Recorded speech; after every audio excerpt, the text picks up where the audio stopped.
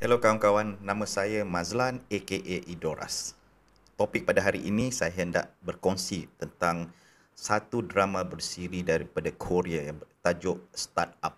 Jadi sebenarnya ada 20 sebab mengapa anda semua perlu uh, melihat ataupun menonton drama ini, sebab ia adalah berkaitan dengan individu-individu ataupun sesebuah satu syarikat startup ya di Malaysia. Mungkin ini berkaitan juga dengan diri anda.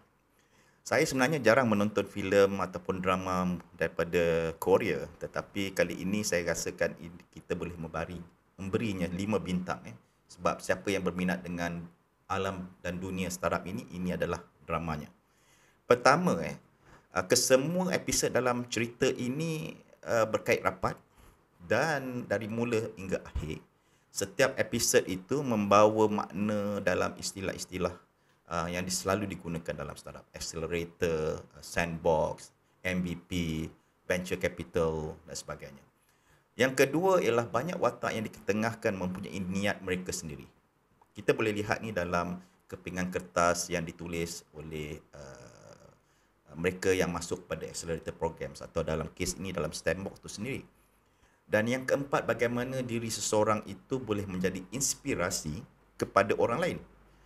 Kita boleh lihat dari segi uh, uh, uh, macam cerita startup tu sendiri, dia ada yang dipanggil sandbox. Dan bagaimana logo sandbox ini diilhamkan daripada seorang anak kecil yang bermain di buaian. Bila dia jatuh, dia selalu akan jatuh kepada dalam pasir, jadi dia tidak akan luka dan cedera dan sebagainya. Jadi dia boleh bermain di situ. Jadi sandbox ini adalah satu ilham yang bermakna founders yang siapa yang membuat startup ini boleh katakan membuat silap dan tidak mengalami kerugian yang besar. Jadi mereka boleh belajar di dalam suasana yang seronok. Yang kelima, kesan kebaikan seseorang itu yang dialami masa kecil boleh mempengaruhi mereka apabila mereka besar.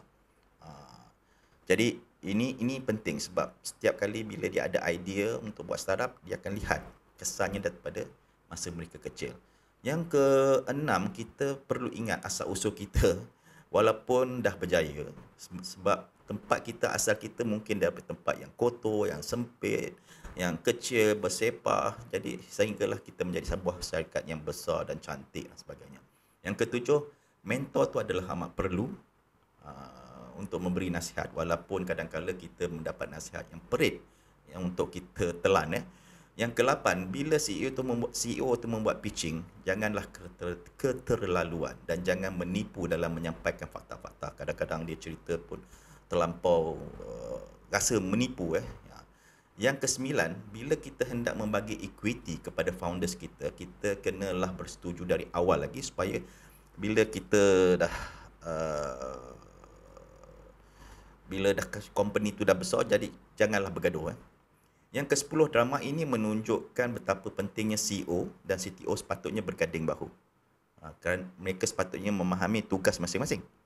Yang ke-11, investor tu boleh datang dalam pelbagai bentuk. Jadi berhati-hati jika hendak menerangkan teknologi. Kadang-kadang mereka datang untuk mencuri idea. Yang ke-12, MVP, minimum viable product, itu amat penting untuk memastikan produk itu bersedia untuk diterima oleh pasaran. Yang ke-13, berhati-hati berjumpa dengan media ataupun akhbar yang mungkin ada niat jahat untuk menjatuhkan diri kita. Kadang-kadang mungkin dia dapat membantu kita, tapi kadang-kadang berita itu disalah tafsirkan. Yang ke-14, menggunakan saluran influencer, social media influencer, itu amat penting. Mungkin dia dapat membantu kita untuk menularkan startup kita, viralkan.